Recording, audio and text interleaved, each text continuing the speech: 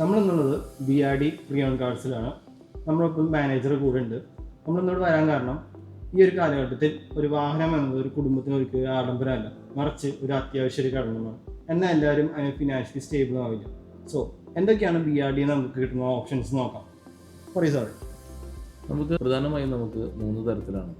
ഒന്ന്, സാധാരണ എല്ലാവരും നേരിട്ട് വന്ന് ക്യാഷ് കൊടുത്ത് വണ്ടി മേടിക്കുന്നു, അവരുടെ കയ്യിൽ പൈസ ഉണ്ടാവാം, ഇല്ലാതിരിക്കാം, പലതരത്തിലും അവർ അറേഞ്ച് ചെയ്തിട്ടുണ്ടാവാം. 2 എന്ന് പറയുന്നത് പൈസ വളരെ കുറവായിരിക്കും അവരുടെ കയ്യിൽ. അപ്പോൾ അവരെ സംബന്ധിച്ച് അവർ ചെറിയ വാഹനങ്ങൾ, ചെറിയ ബഡ്ജറ്റുള്ള വാഹനങ്ങളാണ് സെലക്ട് ചെയ്യുന്നത്. അപ്പോൾ അവർക്ക് വേണ്ടിയിട്ട് നമുക്കൊരു 60,000 രൂപ മുതലുള്ള വണ്ടികൾ നമ്മുടെ അടുത്ത് അവൈലബിൾ ആയിരിക്കും. ചിലപ്പോൾ സ്റ്റോക്ക് ഉണ്ടാവണമെന്നില്ല, പക്ഷേ നമുക്ക് അതിനുള്ള അറേഞ്ച്മെൻറ്റ് നമുക്ക് ചെയ്തു കൊടുക്കാം. പിന്നെ മൂന്നാമത്തെ ഒരു കാറ്റഗറി എന്ന് പറയുന്നത് നമുക്ക് ലോൺ പ്രൊവൈഡ് ചെയ്യാൻ പറ്റും.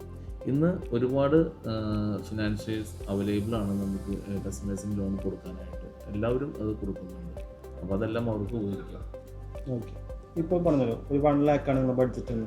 ഒരു 1 lakh ബഡ്ജറ്റുള്ള ഒരാൾ ഒരു വാഹനം വാങ്ങാൻ വരുമ്പോൾ എത്ര ആയിരിക്കും ഇനീഷ്യലായിട്ട് കയ്യിൽ കരുതുന്ന പേയ്മെൻറ്റ്? 1 lakh എന്ന് പറയുന്നത് നമുക്കൊരു പഴയ മോഡൽ വണ്ടികൾക്ക് ലോൺ അവൈലബിൾ ആവില്ല സത്യത്തിൽ. പക്ഷേ നമുക്കൊരു മോഡൽ വൈസ് അതിനെ സ്പെസിഫൈ ചെയ്യുന്നുണ്ട്. അപ്പോൾ ഒരു 2012-13 മോഡൽ മുതലുള്ള വാഹനങ്ങൾക്കാണ് നമുക്ക് ലോൺ പ്രൊവൈഡ് ചെയ്യാൻ പറ്റുക.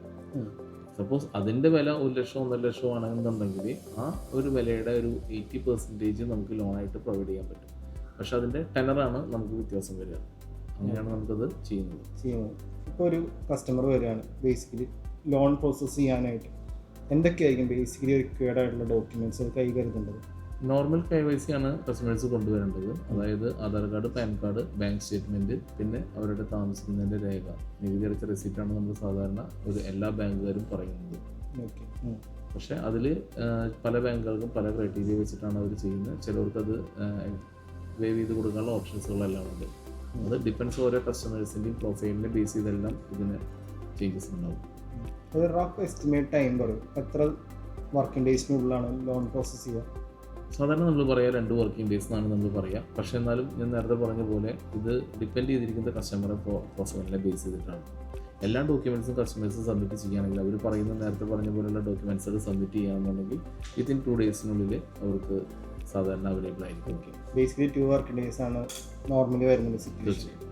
ഓക്കെ, ഇപ്പോൾ ഒരു പ്രോപ്പർട്ടി ഓൺ ചെയ്യാത്ത ഒരാളാണ്, സ്വന്തമായിട്ട് ഒരു പ്രോപ്പർട്ടി ഇല്ല, പറഞ്ഞത് ലാൻഡ് ടാക്സിലാണെങ്കിലും എന്നൊക്കെ, അങ്ങനെ ഒരു കസ്റ്റമർ വരികയാണ്, അവർക്ക് ഒരു ആഗ്രഹം ഉണ്ട് ഒരു വണ്ടി എടുക്കണമെന്ന്, എങ്ങനെയാണ് അവരെ സഹായിക്കാൻ പറ്റും? അതിനുള്ള ഓപ്ഷൻസ് ഞാൻ നേരത്തെ പറഞ്ഞല്ലോ, പലതരത്തിലുള്ള ബാങ്കുകളാണ് നമുക്കുള്ളത്. ഒന്ന് നാഷണലൈസ് ബാങ്കുകളുണ്ട്, അതുകൂടാണ്ട് പ്രൈവറ്റ് സെക്ടർ ഉണ്ട്, അതുകൂടാതെ NBFCs ഉണ്ട്. ഇങ്ങനെയുള്ള കസ്റ്റമേഴ്സിൻ്റെ കൂടുതലും NBFCs ആണ് നോക്കുന്നത്.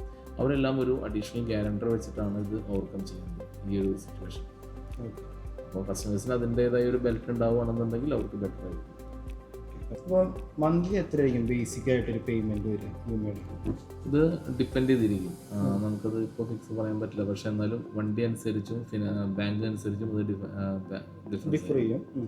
അത് ബേസിക് എങ്ങനെ പറയുകയാണെങ്കിൽ ഇപ്പോൾ നല്ലൊരു കസ്റ്റമേഴ്സ് മോഡൽ കൂടിയ വാഹനങ്ങളൊക്കെയാണ് എടുക്കുന്നത്, പ്രൊഫൈലുള്ള കസ്റ്റമറൊക്കെ ആണെങ്കിൽ ഒരു 2,700 രൂപ വെച്ചിട്ട് അപ്രോക്സിമേറ്റ്ലി പെർ മന്ത് 5 വർഷത്തെ ലോൺ ആയിരിക്കും. 5 വർഷം പീരീഡിന് വേണ്ടി നമുക്ക് ഏകദേശം 2,300-2,500 ആയിരിക്കും വരും.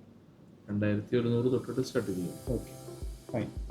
ഇപ്പം എൻ്റെ ഒരു കാര്യത്തിൽ എനിക്ക് എക്സ്ട്രാ എമൗണ്ടിൻ്റെ കയ്യിൽ വന്നു, എനിക്ക് കസ്റ്റമർ കയ്യിൽ വന്നു, നമുക്കത് ഈ ലോണിലേക്ക് ഡൈവേർട്ട് ചെയ്ത് അടയ്ക്കാൻ പറ്റും.